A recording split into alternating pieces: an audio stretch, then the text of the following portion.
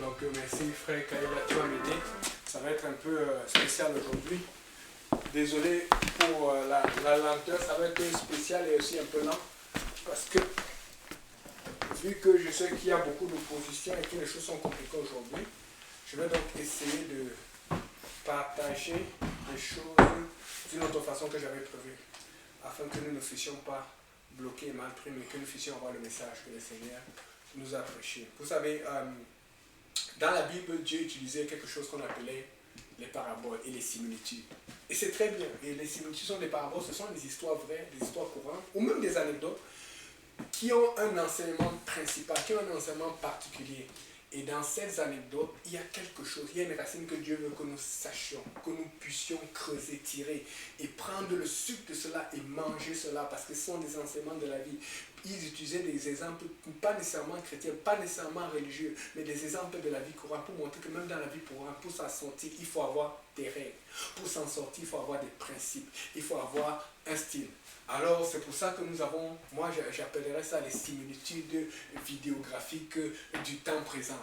Et c'est pour ça que j'aime beaucoup utiliser les vidéos, j'aime beaucoup utiliser les textos, j'aime beaucoup utiliser la technologie. Parce que vous savez, de la même façon que les similitudes attirent notre esprit dans les histoires, vous savez, nous sommes dans l'ère, nous sommes en caméra, il n'y a pas beaucoup de gens ici, je suis dans cette salle, je suis juste avec le frère Valérie Kaela, mais il y a beaucoup de gens en ligne. Donc fait que la meilleure façon de partager en ligne, bien de raconter des histoires, mais c'est encore bien de partager des vidéos avec des trucs, à condition que la vidéo ait un enseignement ou quelque chose que tu veux montrer, que tu veux enseigner. Parce que de la même façon que toutes les vidéos n'ont pas d'enseignement ou n'ont pas de trucs, de la même façon, je suis aussi pu de raconter beaucoup d'histoires qui n'étaient pas intéressantes. Donc il y a des bonnes vidéos et des mauvaises vidéos, il y a des bonnes histoires et des mauvaises histoires, mais nous allons essayer d'utiliser ce qui est utile.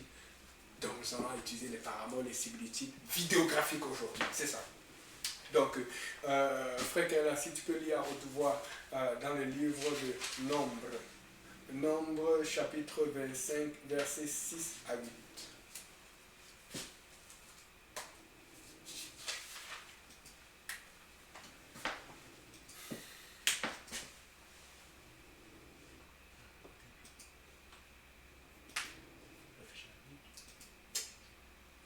Nombre 25, verset 6 À 8. à 8. Et voici un homme des enfants d'Israël vint et amena vers ses frères une Madianite sous les yeux de Moïse et sous les yeux de toute l'assemblée des enfants d'Israël, tandis qu'il pleurait à l'entrée de la tente d'assignation. À cette vue, Phiné, fils d'Éléazar, fils du sacrificateur Aaron, se leva du milieu de l'assemblée et prit une lance dans sa main. Il suivit l'homme d'Israël dans sa tente et il les perça tous les deux, l'homme d'Israël puis la femme par le bas-ventre, et la plaie s'arrêta parmi les enfants d'Israël. Ok. Amen. Amen. C'est ça.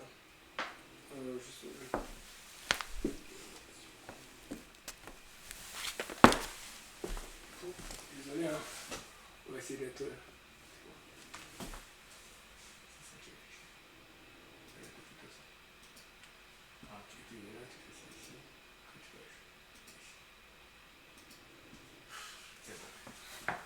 Ok. Alléluia. C'est juste un petit paramètre. Donc, fait que mon frère, reculez encore une fois parce que je veux qu'on lise ça. Depuis qu'on tue les gens avec l'épée. Ça, c'est dans l'ancien temps. Je n'ai pas dit à quelqu'un de tuer les gens avec l'épée. Pardon. Je suis en train d'utiliser une histoire pour chercher un enseignement. Une histoire vraie. Vas-y, mon frère. Et voici un homme des enfants d'Israël vint et amena vers ses frères une Madianite sous les yeux de Moïse et sous les yeux de toute l'assemblée des enfants d'Israël, tandis qu'il pleurait à l'entrée de la tente d'assignation. À cette vue, Phiné, fils d'Éléazar, fils du sacrificateur Aaron, se leva du milieu de l'assemblée et prit une lance dans sa main. Il suivit l'homme d'Israël dans sa tente et il le perça tous les deux, l'homme d'Israël puis la femme par le bas-ventre, et la plaie s'arrêta parmi les enfants d'Israël. On voit toujours le massacre. Moi, on ne voit pas qu'il y avait aussi un autre massacre avant. Il y avait une plaie. On va toujours vouloir accuser. Mais qu'est-ce qu'il a fait comme ça? Moi, on ne voit pas qu'il y avait un problème qui tuait déjà le peuple. Et voici le titre de mon message. C'est un titre vraiment différent d'habitude.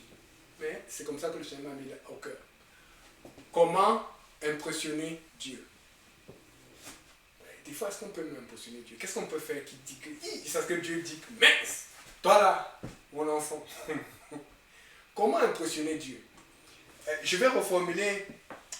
vous savez, de la même façon qu'on a parlé des similitudes avec les vidéos aujourd'hui, je vais essayer de reformuler ça en contexte aujourd'hui avec les Jipéniens. Amen, les enfants de Dieu.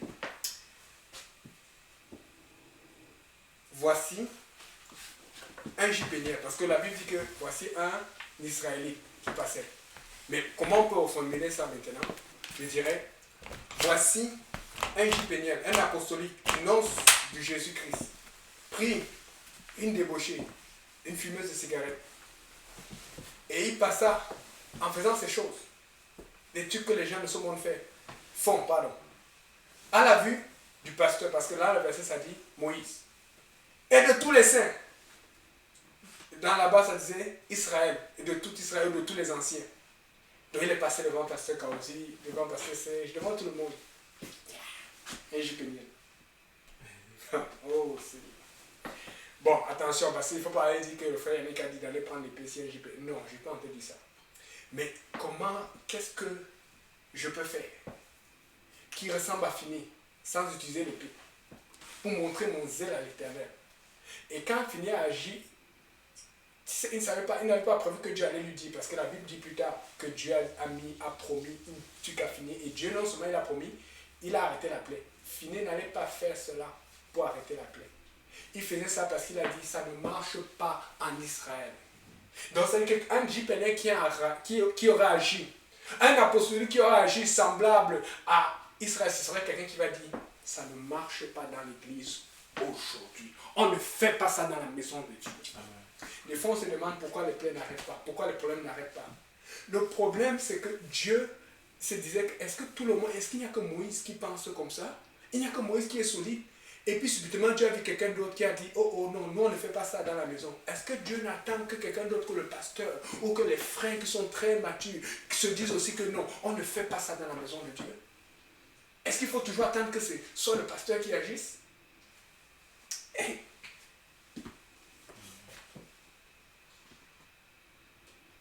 Mais ça fait un peu bizarre parce qu'on veut impressionner Dieu. Mais est-ce qu'on peut vraiment impressionner Dieu? Est-ce qu'on surprend Dieu? Parce que Dieu n'est pas... Tu vas le surprendre comment? Il sait déjà ce que tu vas faire. Amen. Donc impressionner Dieu, ça devient vraiment à faire quelque chose, à ce que Dieu s'attend à faire. Mais qu'il ne s'attend pas à ce que tu t'attends à faire, parce que tout le monde fait d'une façon. Même à l'église, on a des façons de faire. Ça ne veut pas dire que Dieu est d'accord. N'oubliez pas que Dieu veut nous sauver. Dieu veut nous protéger. Et à cause de cela, il va souvent accepter des choses qui n'est même pas d'accord. Mais il attend que quelqu'un se lève. Il attend que quelqu'un dise, on ne fait pas ça dans la maison de Dieu. On n'agit pas comme ça dans la maison du Seigneur. Et oh Seigneur, alléluia. Donc on a vu que le résultat, la plaie s'est arrêtée. Et puis dans Nombre, tu peux lire le verset maintenant, le verset 9 et le verset 10 s'il te plaît.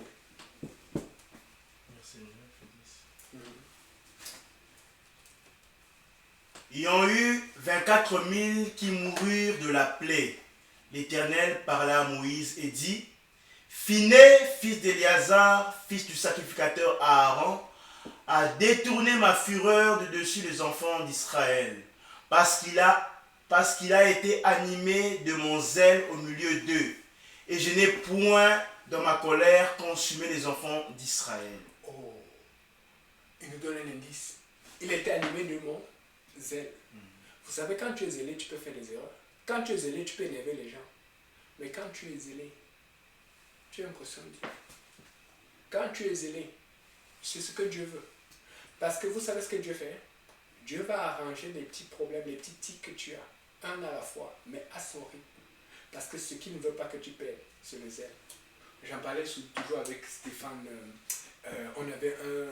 C'est une histoire vraiment qui nous avait beaucoup touché. C'était un autre Yannick. On disait que ça allait être le deuxième Yannick qui aimait le Seigneur, qui était venu à l'église. Il était baptisé, tout, il était en feu, tout le monde était content. Moi, j'étais content. Tout. Après un moment, la famille, les parents et tout, et puis compromis. Et il a lâché doucement. Une fille, hein? Non, pas lui, non, c'est pas le Québécois. C'est un autre nom. Et puis, C'était un Camerounais même, qui allait à l'école vraiment tout. Et puis j'ai appris finalement que même les études, il y avait eu beaucoup de problèmes par la suite, alors que c'était ça l'une des raisons pour laquelle il avait laissé à cause de la pression des parents. Mais bon, peut-être qu'il a fini. Tout ce que je veux apporter, c'est que si tu as un zèle pour le Seigneur, même s'il y a des choses que tu peux à côté, même s'il y a des choses que les gens te critiquent, garde ton zèle. La clé, c'est le zèle. La clé, c'est le zèle. Le zèle impressionne Dieu. Dans le zèle, tu vas faire les erreurs. Mais tu vas prendre au fur et à mesure. Parce que quand tu perds ton zèle, parce que tu veux faire comme les autres font, parce que tu veux faire comme les autres pensent, tu es cuit. Parce que tu vas vouloir faire plaisir à tout le monde. Et faire plaisir, ça ne veut pas dire que tu obéis à tout le monde. Mais tu sais que tel pense comme ça à l'église, tel pense comme ça dehors. Tu vas toujours être en train de t'ajuster. Mais tu sais, moi ce qui me plaît, c'est que Seigneur, comment est-ce que tu penses? Et quand tu penses à ce que tu as tellement les yeux en l'air que tu as envie de connaître les gens, tu connais ici, tu connais ici. Mais le Seigneur, il va faire attention. Des fois, mais le Seigneur ne va pas trop te ralentir. Parce qu'il sait que le plus important, c'est que tu gardes le zèle. Le zèle de la Bible dit, David le dit, le zèle de ta maison me dévore. Est-ce que le tu veux impressionner Dieu? Vous savez, je le dis tout le temps, des fois les gens attendent des promesses alors que la réponse est à côté de 24 heures sur 24. Lève-toi simplement et fais quelque chose. Et tu sais la chose qu'il faut faire. Continue. C'est quoi surprendre? Surprendre, c'est prendre sur le fait. Trouver dans une action ou dans un état où on ne croyait pas être vu. En fait, Dieu sait déjà tout ce que tu peux faire. Mais Dieu s'attend à ce que, est-ce que tu vas suivre comme les autres? Parce que oui, nous sommes dans l'église, mais sachez, désolé, je peux parler contre l'église. Mais dans l'église aussi, il y a beaucoup de gens qui n'agissent pas. Il y a beaucoup de gens qui ne font rien.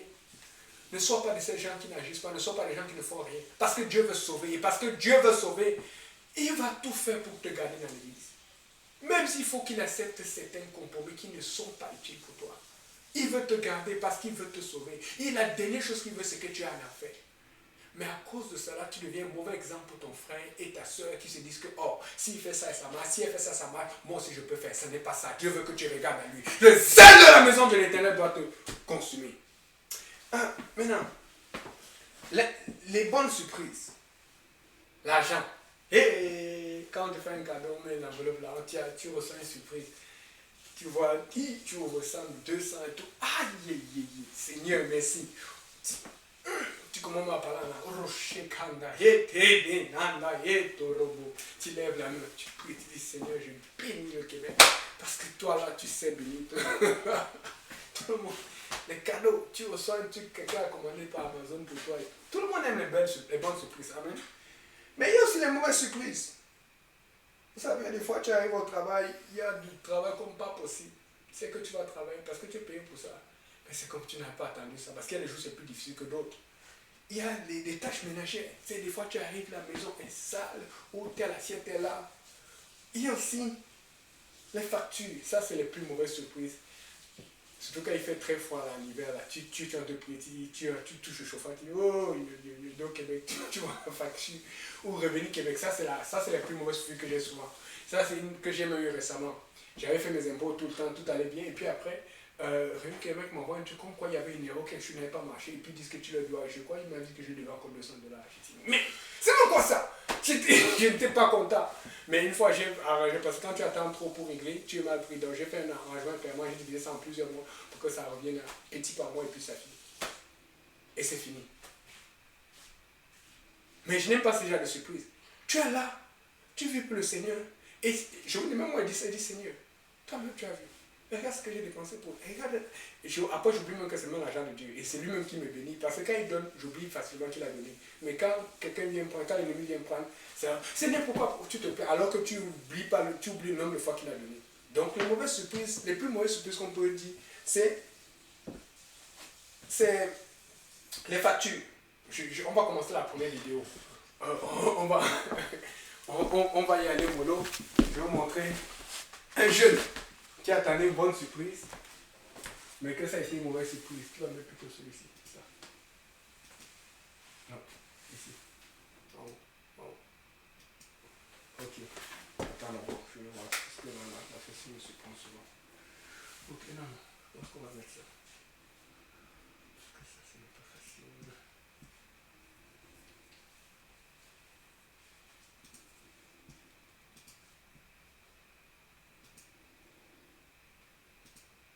Ok.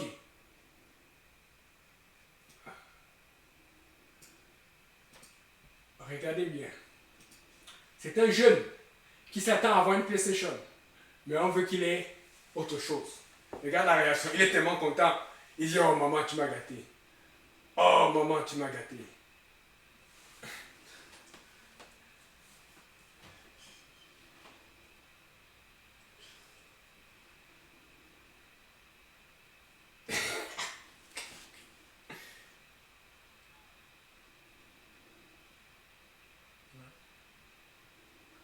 Et là, il va ouvrir. Ce sont des livres. Il était en retard dans ses études. Il attendait une bonne surprise. Mais il a eu une très mauvaise surprise.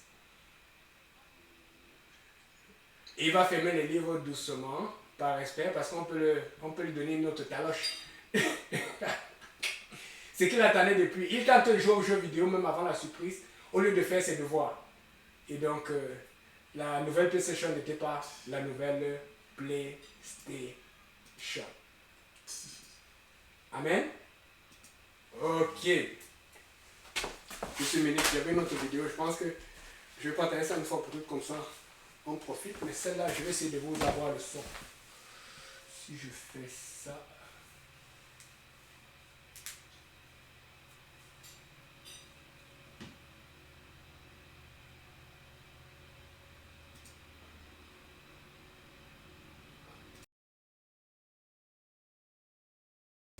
Donc, c'était...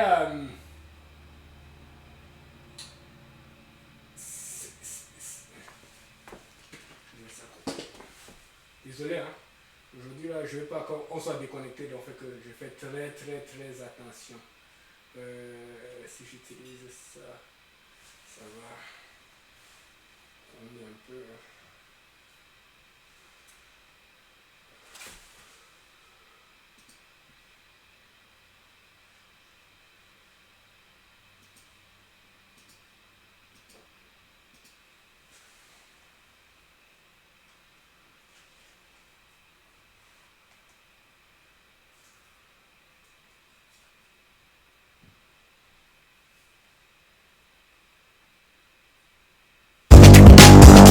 Grâce au super contrôle intégral.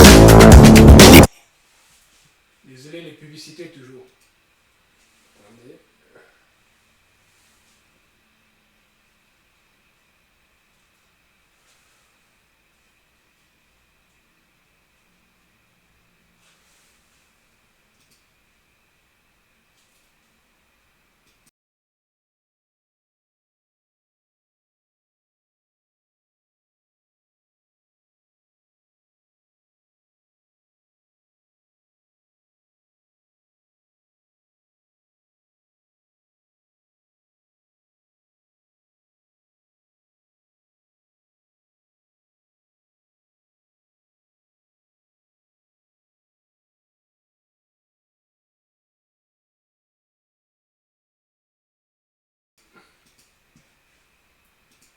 Ok, là on va la voir. Ça, c'était à ma fête.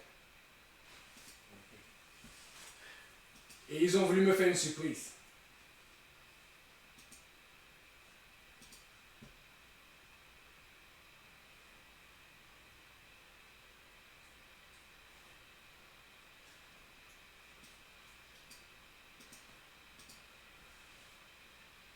Et puis je suis passé par l'arrière de la maison. Je les ai tous surpris. Je sentais le louche. Et comme d'habitude, la soeur Emmanuel, la salon était dedans. Le frère Roche, frère Cédric, tout le monde. Mais j'ai senti que non. Frère Simplice, comme d'habitude, il ne manque jamais les affaires comme ça. Frère Simplice. Vous voyez un peu. Sœur Stéphanie Achambault. Sœur Marie, là. Ok? Donc c'est juste pour faire rire un peu là. Donc fait que, il y a des gens qu'on peut surprendre. Et il y a des gens qu'on ne peut pas surprendre. Mais tu sais, et aussi je connais bien ma maison. Je suis passé par l'arrière, je suis allé doucement. J'avais remarqué qu'il y avait des voitures qui n'ont pas l'habitude d'être là. Attendez, je finis quand même la vidéo. J'ai remarqué qu'il y a des voitures qui n'ont pas l'habitude d'être là. Vous pouvez voir la déception de beaucoup de gens avec les trucs. C'était pour faire surprise. Et puis moi j'ai fait surprise. Alléluia. Oh, des beaux souvenirs. Ok, donc c'est bon. C'est correct. Les prochaines vidéos, il y aura plus de son. Ce sera plus facile parce que aujourd'hui là, c'est pas simple, je vous dis. Ce n'est pas simple.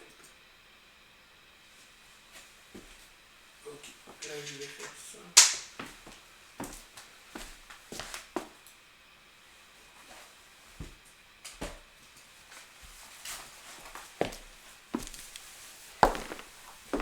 Donc, après ce court moment de pause, publicité ou pause vidéo, on peut dire.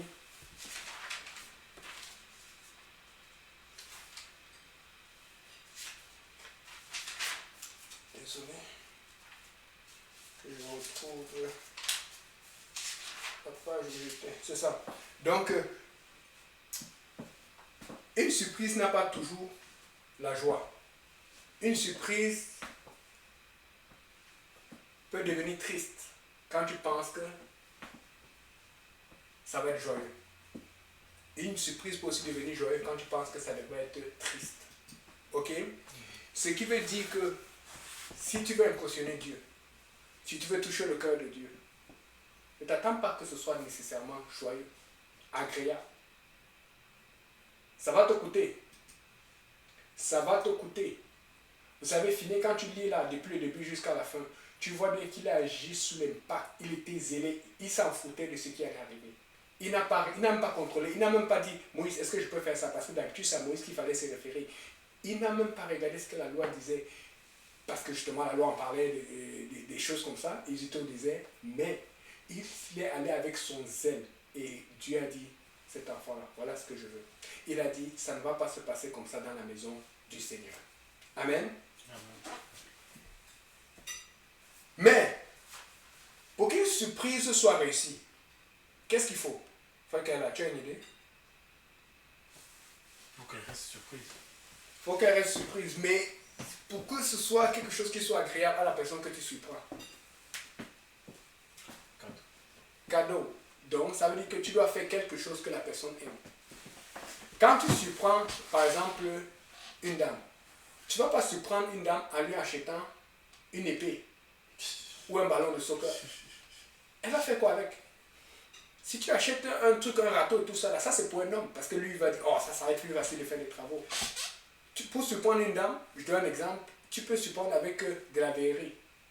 Amen. Tu peux surprendre avec beaucoup de choses. Avec une nouvelle table à manger, avec une penderie. Amen. Bon, faites attention, on reste dans le cas où c'est ta femme, si tu es marié, et puis si tu es fiancé. Je ne vais pas encore dire à quelqu'un d'aller surprendre n'importe quelle soeur maintenant, et puis après on dit le frère Yannick a ouvert la voie pour les surprises. Donc, connaissons-nous vraiment ce que Dieu aime et qui lui fera plaisir, surtout dans ce temps-ci. Là où tu es en ce moment, là où nous sommes là maintenant, est-ce que honnêtement, parce que des fois les gens m'ont dit je ne sais pas qu'est-ce que je dois faire pour Dieu. Sincèrement, quand tu y penses, qu'est-ce que tu pourrais faire là maintenant qui va faire plaisir à Dieu? Qu'est-ce que tu pourrais faire là maintenant? Mais si tu remarques une chose, les choses que tu vas faire qui vont faire plaisir à Dieu, si elles sont instantanées, si elles sont rapides, ça ne va pas être la même chose. Mais si elles sont à long terme, parce que Dieu aime la consécration, Dieu aime le zèle. Mais le zèle est vraiment zèle quand on le voit à long terme. Je vais donner l'exemple d'un frère qui avait du zèle pour un moment, mais le zèle a disparu. On ne le connaît plus comme un frère zélé, on le connaît comme un rotographe. Comment est-ce que tu vas être connu? Comme un frère zélé, comme une soeur zélée, comme un frère consacré, comme une soeur consacrée. Parce que si tu commences et que tu arrêtes en route, tu ne le fais plus parce que tu as changé de voie. Et donc, si on veut impressionner Dieu, il faut que nous soyons en train de faire ce qui fait plaisir à Dieu. Amen. Regarde un peu un exemple. Mon frère, si tu peux lire Actes chapitre 16, verset 13 à 15.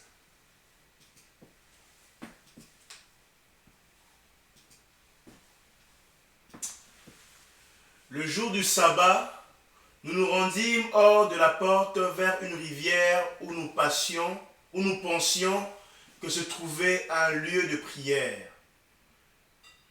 Nous nous assîmes et nous parlâmes aux femmes qui étaient réunies. L'une d'elles, nommée Lydie, marchande de pourpre de la ville de Thyatire, était une femme craignant Dieu et elle écoutait. Le Seigneur lui ouvrit le cœur pour qu'elle fût attentive à ce que disait Paul. Lorsqu'elle a été baptisée avec sa famille, elle nous fit cette demande. Si vous me jugez fidèle au Seigneur, entrez dans ma maison et demeurez-y. Et elle nous pressa par ses instances. Elle nous pressa par ses instances. Maintenant, ma question c'est ceci. Ils ont trouvé une femme qui aimait Dieu. Ils n'avaient pas prévu de trouver une femme qui aimait Dieu. Parce que la Bible dit, ils cherchaient quoi au départ? Ça a dit dans le premier verset que tu as lu. Verset 13. Ils cherchaient un lieu de prière. Peut-être parce que là, ils n'arrivaient pas à prier. Peut-être tu peux être à la maison avec des gens à côté de toi. Mais est-ce que tu cherches à prier?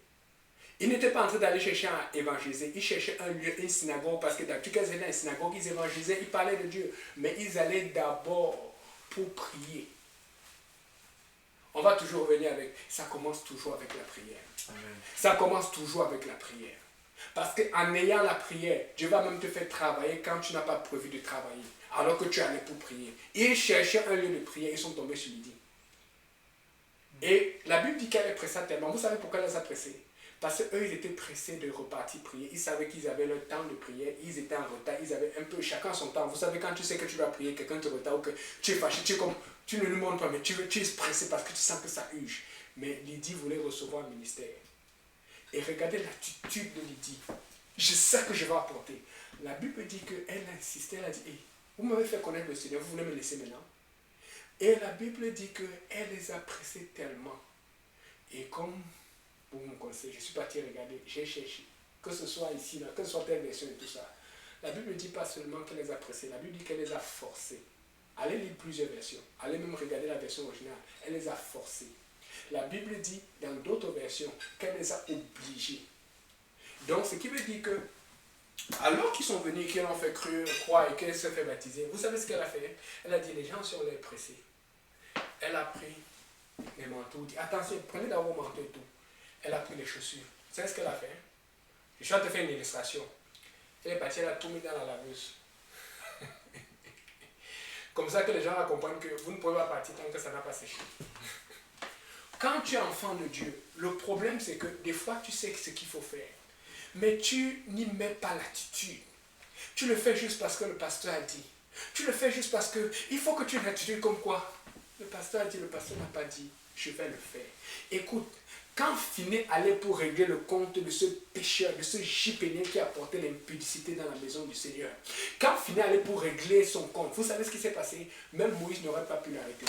Même si on allait crier, Phiné a dit que non, pas dans la maison du Seigneur. Je vais faire ça, après on va me tuer. Des fois, tu es en train de partir là où Dieu t'a envoyé. Mais parce que tu ne vas pas d'un pas ferme, mais parce que tu ne vas pas avec assurance, tu deviens titubant, tu deviens doutant, parce que le diable est fort pour t'envoyer les vents contraires. Et si tu veux impressionner Dieu, c'est dans le vent contraire que tu vas savoir vraiment que tu es en train de faire ce que Dieu veut que tu fasses. Le vent ne va jamais être de ton côté. Tu vas y aller, mais à la parole de Dieu, dans le vent contraire, vents et marées, tu vas le faire. Au nom de Jésus. Amen. Et donc, elle a tout. Elle a bombardé la nourriture. Elle a tout. Il n'y a pas de voiture en ce moment. Elle a pris les clés de voiture. Elle a gardé loin. Les clés sont heureusement apparues plus tard. C'est-à-dire que je sais que c'est exagéré, mais elle a tout fait pour dire, vous m'avez reçu, vous m'avez montré la voie du Seigneur. Et même quand tu lis, tu peux voir que le Seigneur voulait qu'il reste là pour faire un ministère. Et c'est bon la consécration, mais des fois, j'ai le même problème. Et souvent je dois prier, souvent je dois lire. Et c'est là où certaines personnes m'appellent. Et c'est comme tu es divisé. Tu vas attendre. Qu'est-ce que tu fais? Vous savez un peu, comme tout à l'heure quand j'ai appris pour le feu, ça m'a tellement dérangé, je devais appeler, on devait commencer les services. Mais c'est pas facile. Mais tu as ton temps de prière, tu as choses à faire, mais tu es aussi inquiet pour les autres frères et sœurs dans le Seigneur. Et c'était cette attitude de Lydie que je voudrais que nous eussions, afin que nous puissions vraiment convaincre Dieu que nous voulons l'impressionner, que nous sommes capables vraiment de faire ce qu'il nous a dit de faire. Amen. Et donc, Acte 16, versets 16 à 20.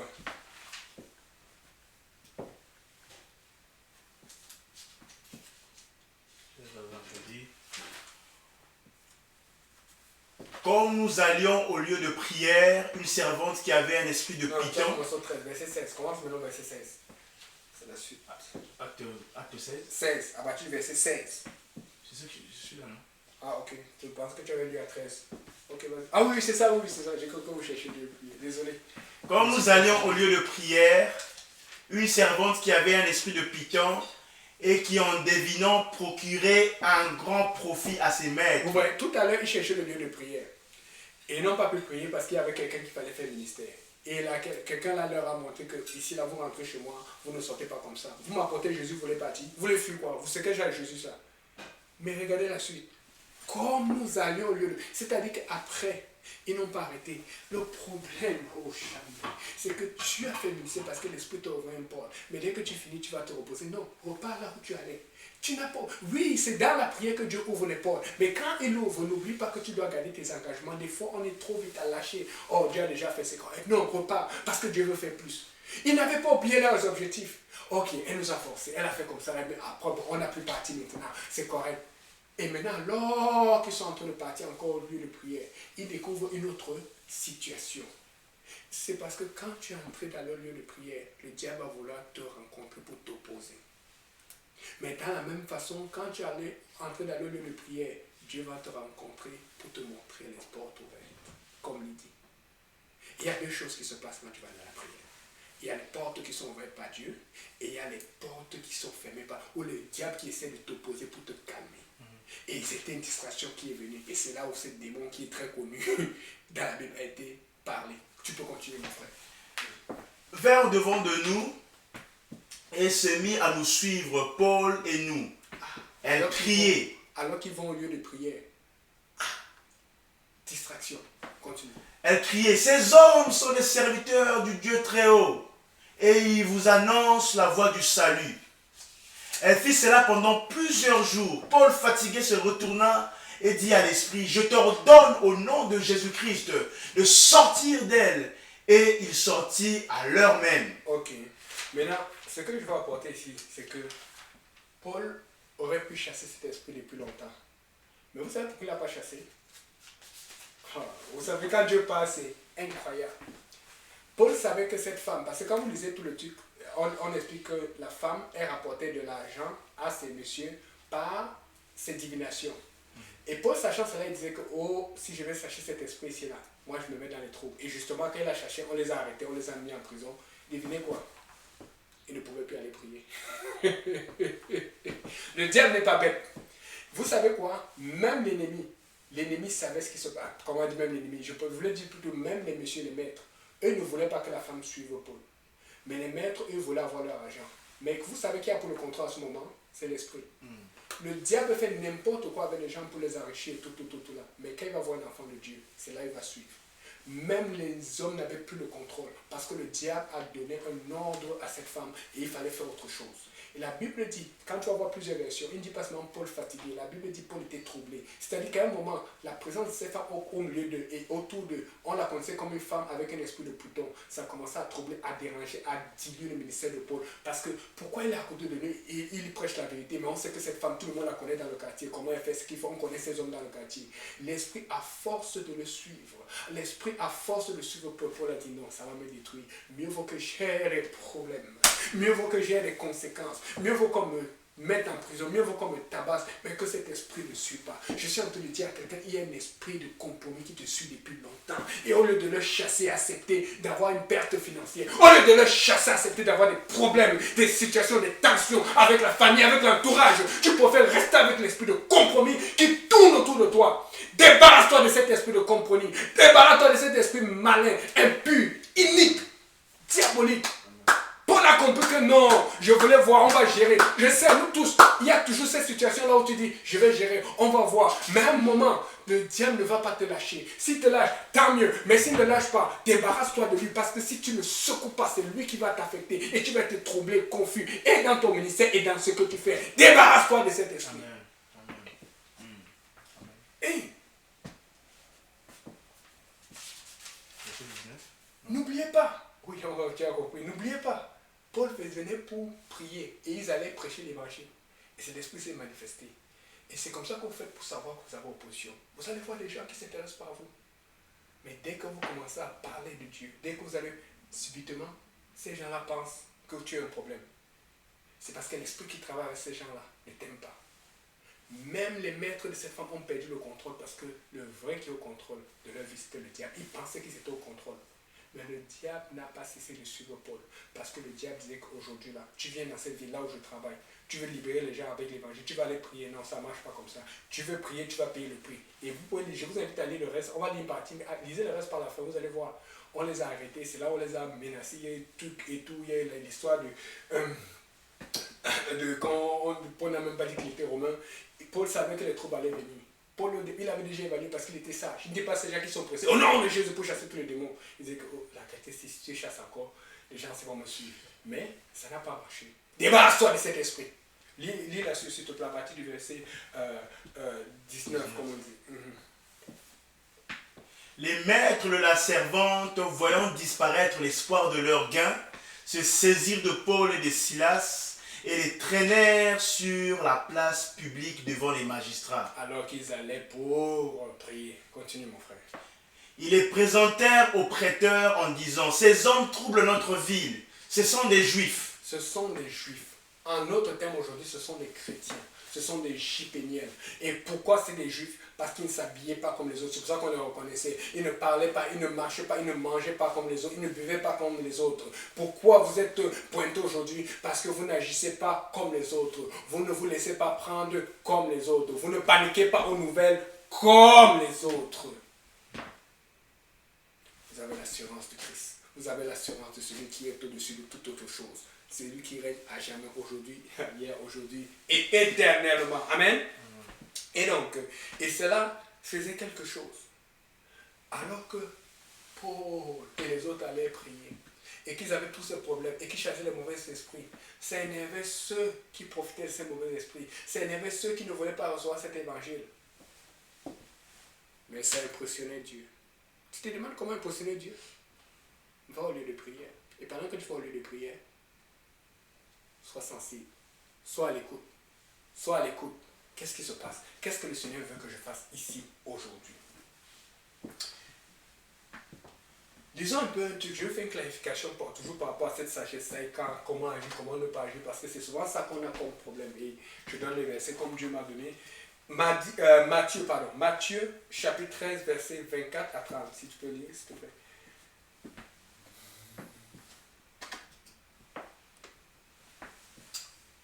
Il leur proposa une autre parabole et il dit: le royaume de cieux est semblable à un homme qui a sémé une bonne semence dans son champ. Mais pendant que les gens dormaient, son ennemi vint, sema délivré parmi le blé et s'en alla. Lorsque l'herbe eut poussé, le nez du fruit livré parut aussi. Les serviteurs du maître de la maison vinrent lui dire: Seigneur, n'as-tu pas sémé une bonne semence dans ton champ? D'où vient donc qu'il y ait des livrés? Il leur répondit: c'est un ennemi qui a fait cela. Et les serviteurs lui dirent: veux-tu que nous allions l'arracher? Non, dit-il, de peur qu'en arrachant le livret, vous ne déraciniez en même temps le blé. Laissez croître ensemble l'un et l'autre jusqu'à la moisson, et à l'époque de la moisson, je dirai aux moissonneurs: arrachez d'abord l'ivraie et liez-la en gerbe pour la brûler, mais amassez le blé dans mon grenier. Ok, je vais associer toujours ce verset par rapport à la situation de Paul tout à l'heure. Il a vu des mauvaises herbes qui poussaient. Il voulait vite agir. Dieu a dit: non, attends, on va voir ce qui va se passer. Moi, je pense que c'est la même chose que Paul a fait. Paul a d'abord attendu, il a vu: ok, on va voir, peut-être qu'il va partir. Et c'est bon, soyez sensible. Des fois, il y a des situations, on n'est pas en train de dire à tout le monde de paniquer, mais il y a des situations que peut-être ça va passer. Le diable te tape seulement. Mais il y a des situations où le diable t'a opposé. Et quand tu vois que c'est vraiment l'opposition et que ça continue, qu'est-ce que Paul a fait? Il s'est débarrassé du problème. avec les conséquences que ça prend. Je suis en train de dire à quelqu'un, je ne sais pas quel compromis tu as commencé. Je ne sais pas quelle situation tu as commencé à s'appeler dans ta maison, dans ta vie, dans ton entourage. Surtout, je dis surtout. Oh, je sais que je prêche à beaucoup de gens. Parce que vous savez, Dieu ne donne pas les versets pour rien. Je sais que je prêche à beaucoup de gens aujourd'hui. Surtout avec le confinement, beaucoup de gens ne vont plus à l'église. Il y a beaucoup de valeurs, il y a beaucoup de choses que vous étiez influencés par vos frères, par vos soeurs, que vous n'aviez pas adoptées, que vous avez lâchées, que vous avez laissé pénétrer l'ennemi à l'intérieur de vous. Et je suis en train de dire à quelqu'un, repars là où tu étais. Repars.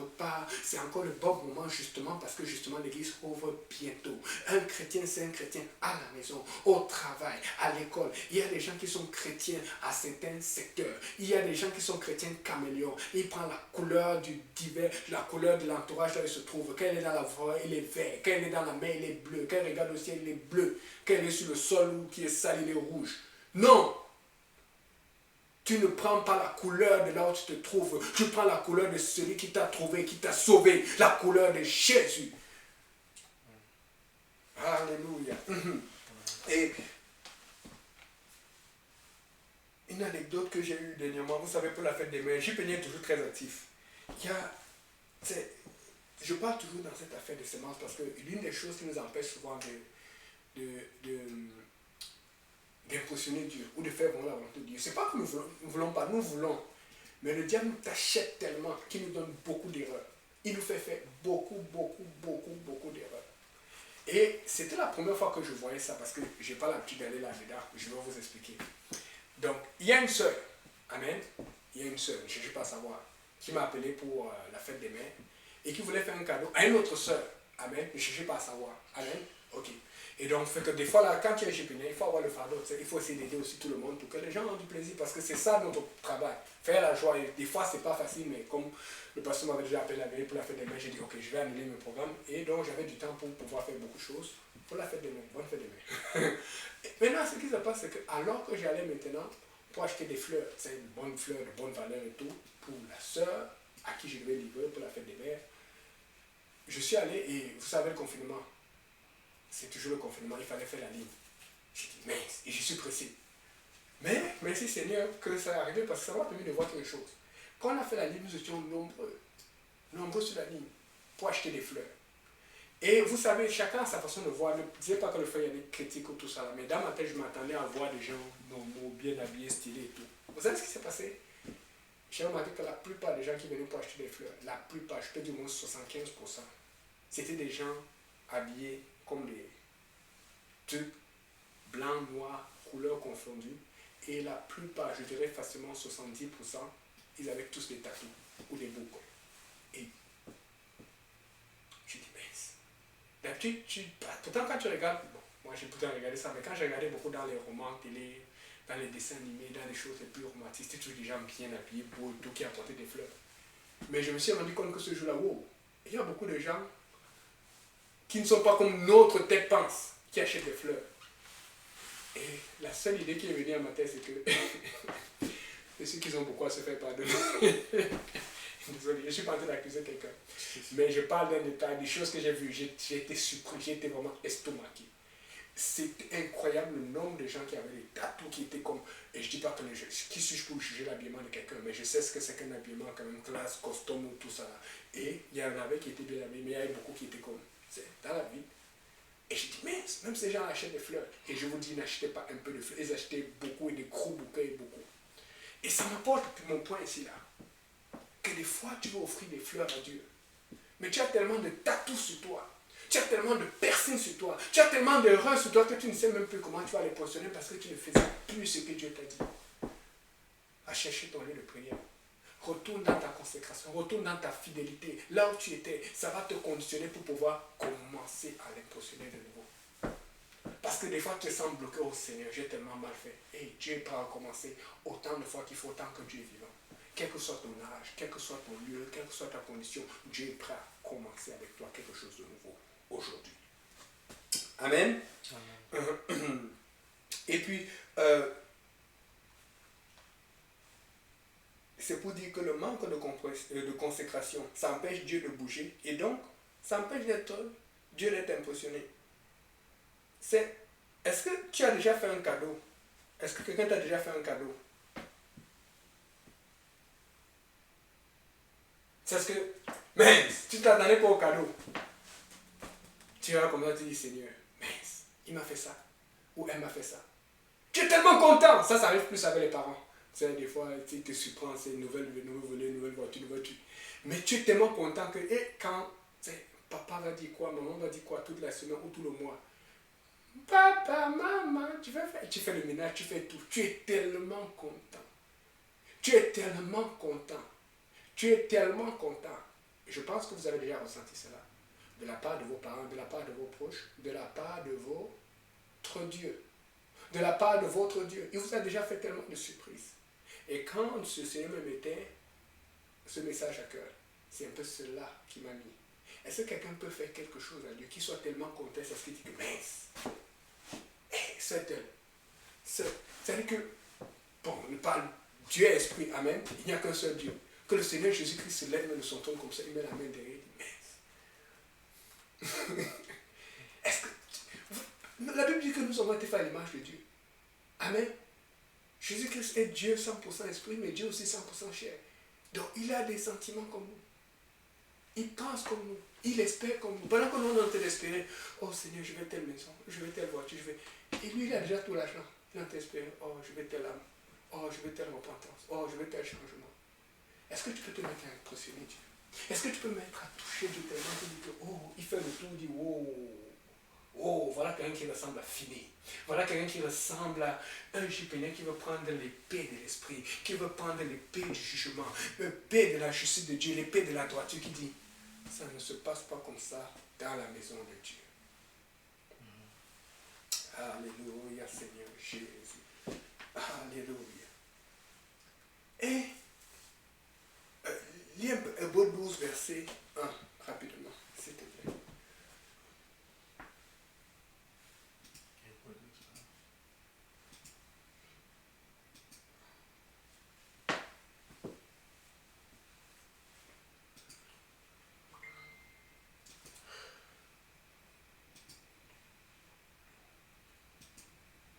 Je lis au nom de Jésus. Nous donc aussi, puisque nous sommes environnés dans une si grande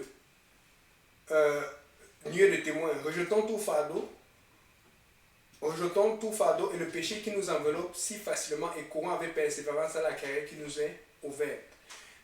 Il a mis courant avec persévérance après. Oui, il faut persévérer, mais il a dit rejetons tout fardeau. Il y a de ces fardeaux que nous n'avons pas besoin. Et le péché, avec le péché qui nous enveloppe, c'est tellement facile. Vous ne pourrez pas me mentir, je sais ce que c'est. À chaque jour, il y a des fois le diable laisse peu tranquille. À chaque jour, j'ai des attaques sur les pensées sexuelles. À chaque jour, j'ai des attaques sur des impudicités, des impuretés. Et c'est pour ça que j'ai appris, il faut que je prie, il faut que je me donne des telles choses, j'ai des critères qui me gardent de cela. Mais je ne suis pas épargné de la tentation.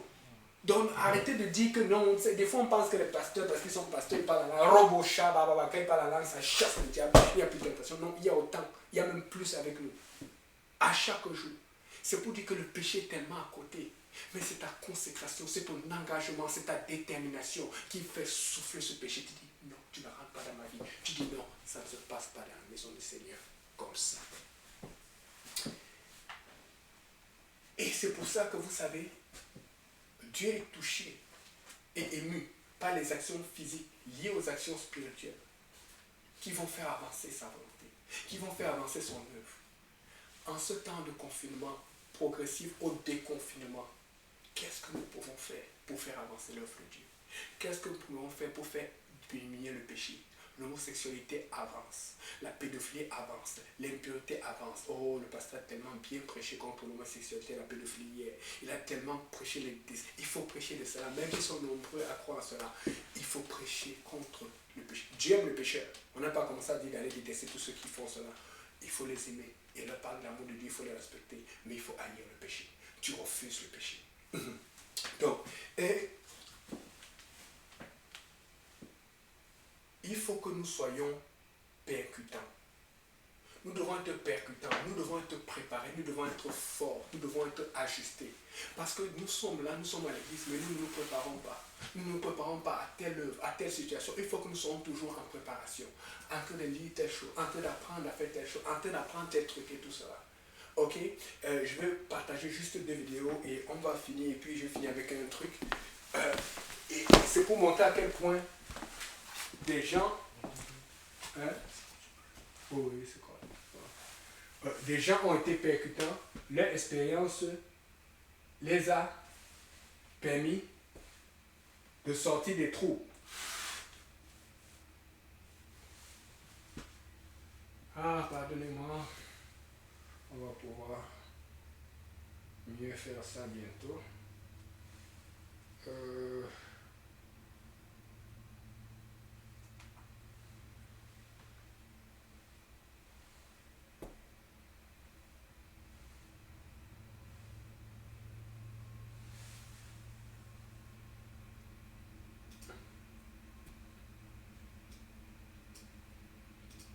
Ok, vous voyez ça?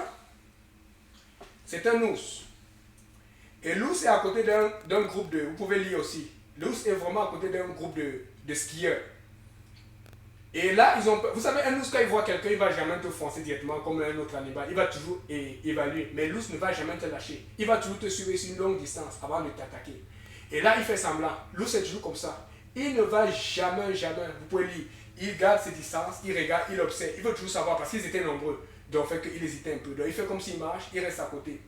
Et je peux vous assurer que les autres avaient peur. Ils ne savaient pas quoi faire. Mais ça prenait quelqu'un pour prendre un risque. Parce que là, ils ne savaient pas. Ça, c'était fini ou l'un d'eux allait mourir. Et là, il reste à côté. Ils essaient de crier pour lui faire peur. Il a un peu couru. Mais il est revenu. Regardez, il se met à terre. Il attend.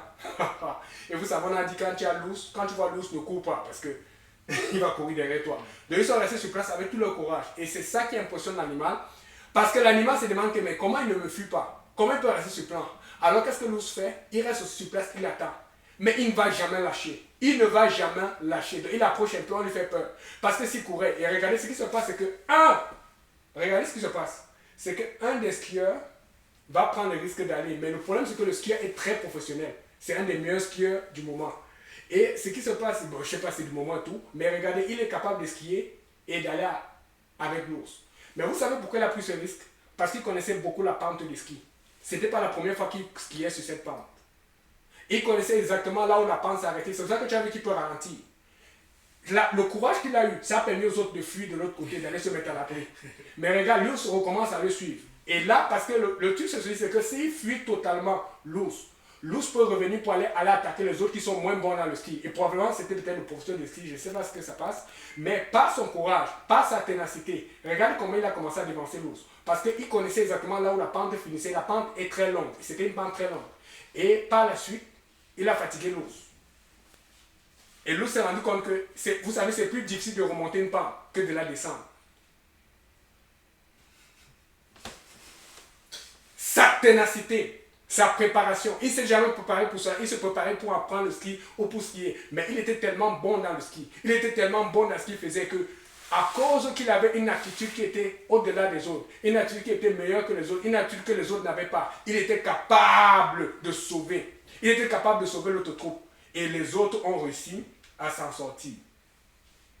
Regardez ici là. Ça c'est Israël. Et vous savez que ça chauffe en ce moment. Amen.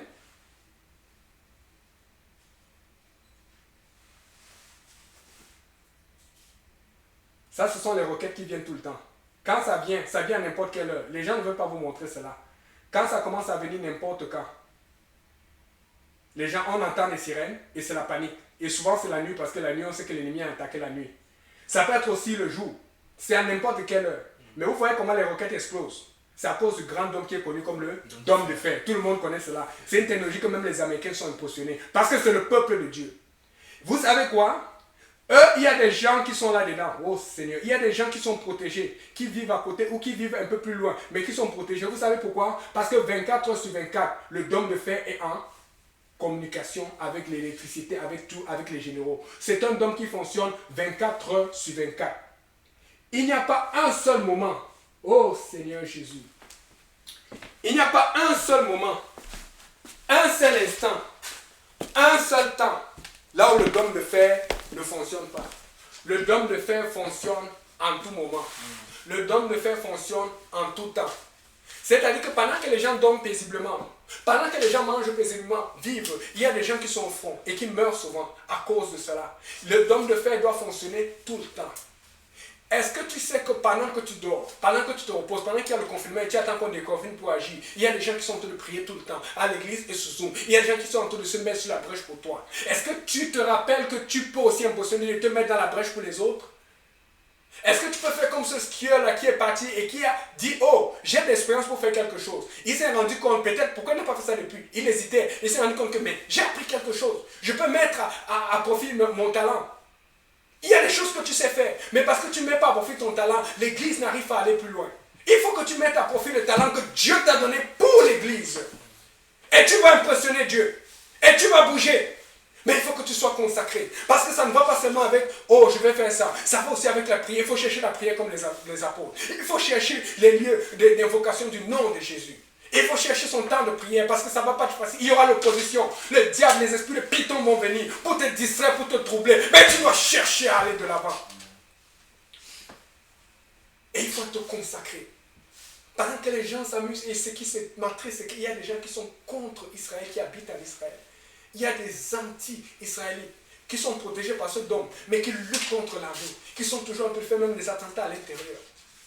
Alors que ce même dôme les protège leurs enfants, leurs familles. Il ne faut pas que l'église soit affaiblie parce que nous sommes en train de prier et ceux qui sont à l'intérieur, au lieu de prier, de participer, sont en train de ceux que nous faisons le ministère, alors que nous sommes en train de prier pour aller prendre ceux qui sont hors du dôme de fer spirituel de Dieu, pour les ramener dans le dôme du fer. Alors que Dieu veut que ceux qui sont à la maison soient en train de nous soutenir. Nous devons tous nous mettre à la pâte, nous devons tous travailler pour le Seigneur Jésus. Alléluia. Et quand tu travailles, Dieu va ouvrir. Pour terminer, je disais que j'étais avec le frère Benjamin, les deux frères Benjamin, ce samedi. Vous vous rappelez, je vous ai dit que la semaine passée, on n'avait pas pu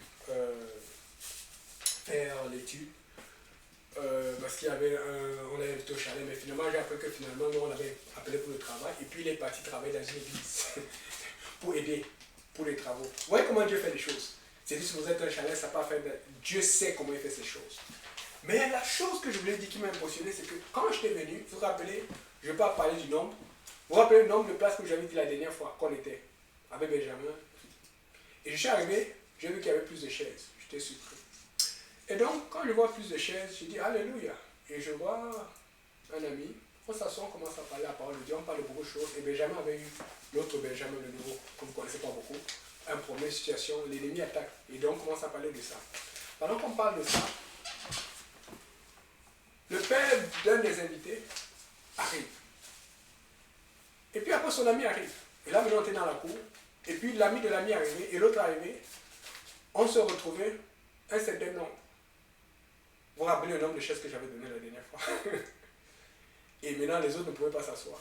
Et le père de l'autre est arrivé et l'autre est arrivé. Devinez combien ça peut être. Et là, je n'ai pas pensé à... Il y a les règles. Mais on a fait attention, distanciation. Mais maintenant, on a une étude avec beaucoup de gens. Je n'avais jamais prévu cela. J'ai seulement vu une porte que Dieu a ouverte. Je me suis déplacé de là. Et maintenant, tous eux là, ils attendent jusqu'à qu'on ouvre l'église. Mais une chose aussi qui est arrivée, qui n'était pas facile pour moi, mais le Seigneur m'a appris à supporter. Ce sont des choses que je n'aurais jamais supportées il y a 6-7 ans dans le ministère. C'est que comme ses amis étaient là, fait qu'ils étaient plus à l'aise, l'un d'entre eux, il aimait bien fumer. Ils sont mis à fumer. Ils parlent de Dieu, ils parlent la Bible, ils lisent et tout et tout. Pendant qu'ils fument, moi et Benjamin, là, tout qu'on connaît, on se regarde, on sourit. Parce que ça sentait beaucoup la fumée.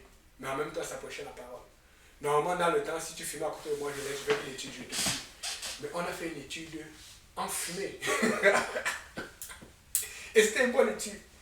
Et une chance que j'ai patienté parce que son ami qui était l'invité m'a avoué que sa grand-mère est témoin de Jéhovah. J'ai dit, ah bon? Et pour me le prouver, il m'a dit, ouvre la Bible, tel verset. J'ouvre. Il me donne plus ou moins un verset d'erreur. Il me lit le verset complet. J'ai dit, hey! Je le regarde. Piercing ici, tout, tatou partout et tout. Et il était venu avec sa copine. Je lui ai dit, mais comment tu connais la Bible? Parce que moi, je regardais ce qui est extérieur. mais Dieu regarde ce qui est dedans. Et tu peux voir tous les amis qui étaient là, tous des toffes. Et il y avait une situation assez sur la colère, un problème que Benjamin a eu. Et l'autre vient dire, ah non, moi j'ai fait tête tout. Chacun venait témoigner, c'est comme Dieu. Je suis en train de dire à quelqu'un, si tu sors, ça ne va pas peut-être pas se trouver là où tu veux.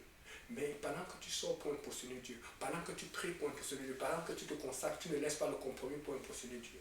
Dieu va ouvrir des portes que tu ne t'attendais pas à ouvrir. Même si le Seigneur ouvre et que l'ennemi apporte l'opposition, si tu te consacres et que tu tiens, l'opposition va disparaître éventuellement et la victoire va venir. Et la gloire va revenir sur le nom du Seigneur et ça va déteindre sur toi et ça va déteindre sur l'Église.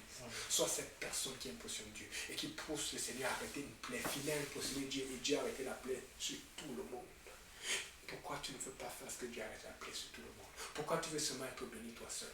Dieu veut bénir tout le monde. Dieu veut bénir tout le monde. Je dis que Dieu veut bénir tout le monde. Amen. Amen. Alléluia Seigneur. On va finir avec quelques chansons. Je vais chanter rapidement.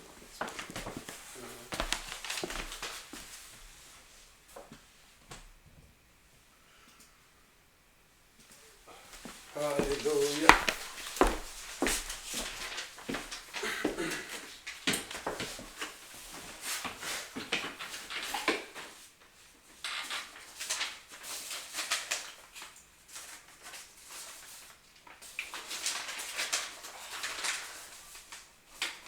Pardonnez-moi.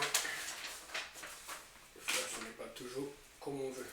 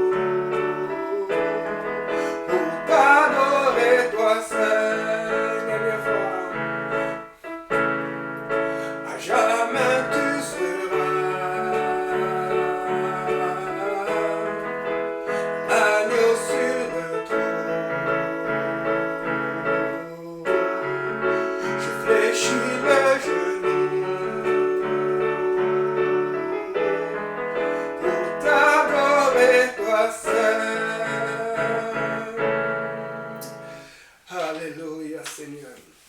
On va chanter une dernière chanson que j'ai à cœur. Alléluia.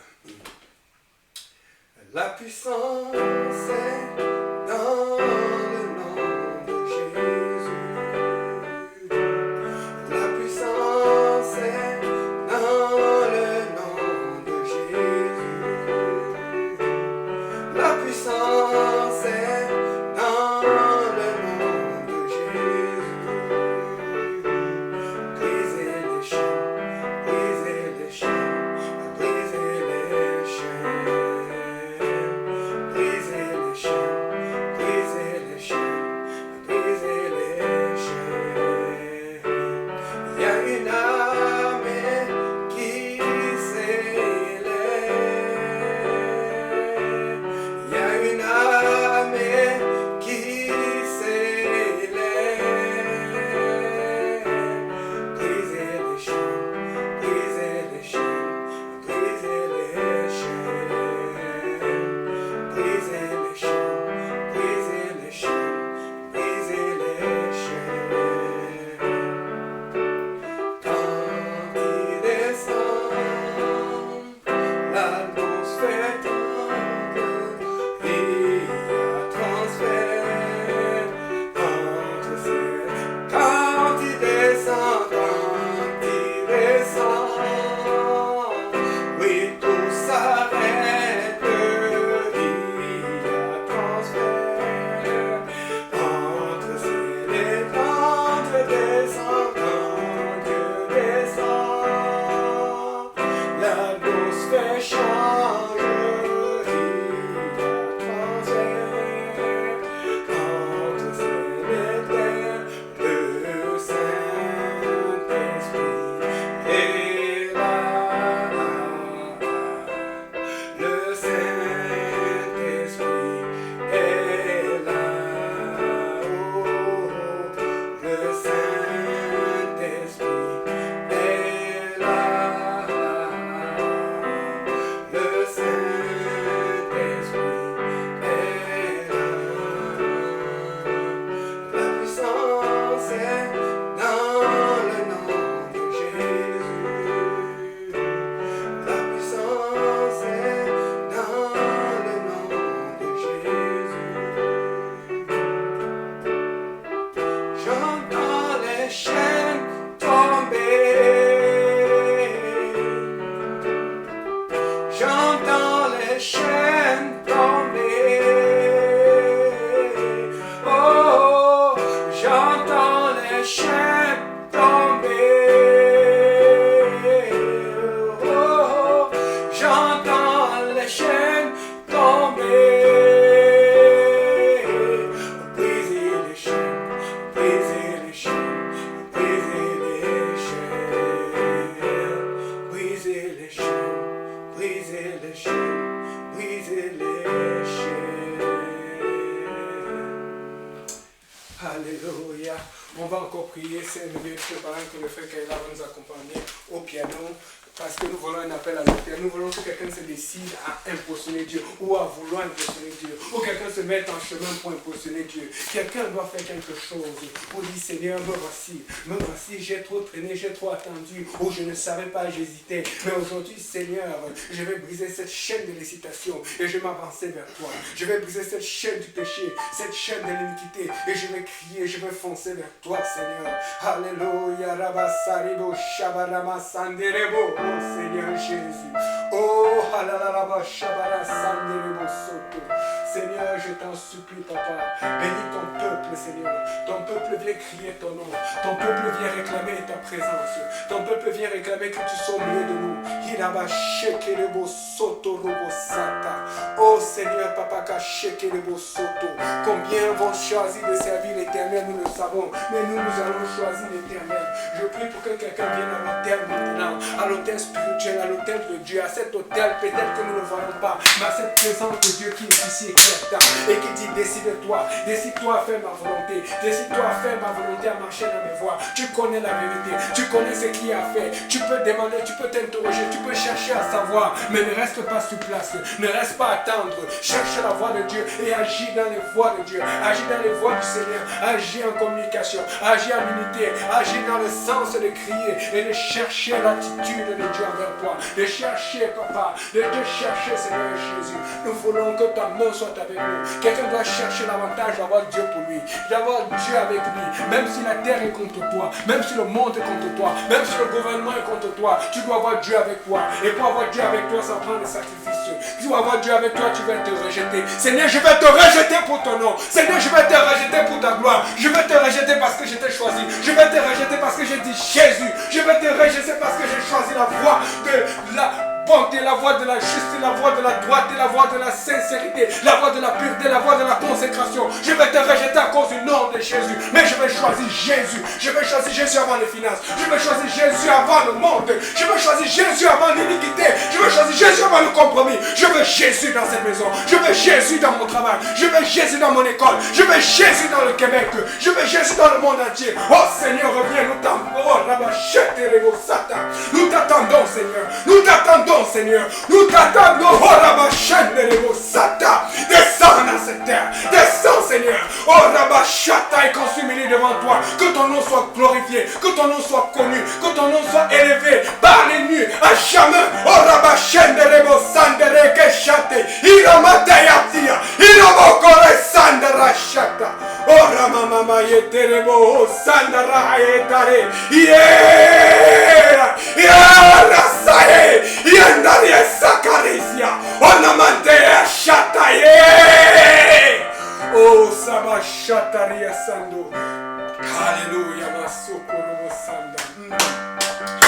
Oh, que la célébration du Seigneur aujourd'hui. Oh,